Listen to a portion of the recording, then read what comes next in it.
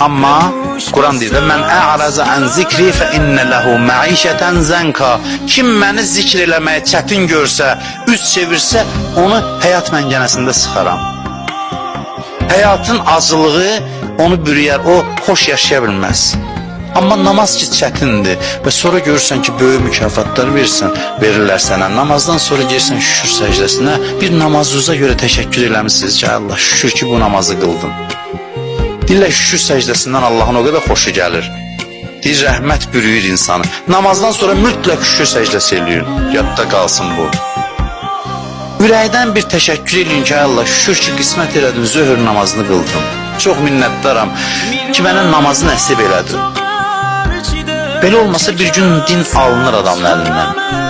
Din çox çətin oldusa adamın əlindən alınır.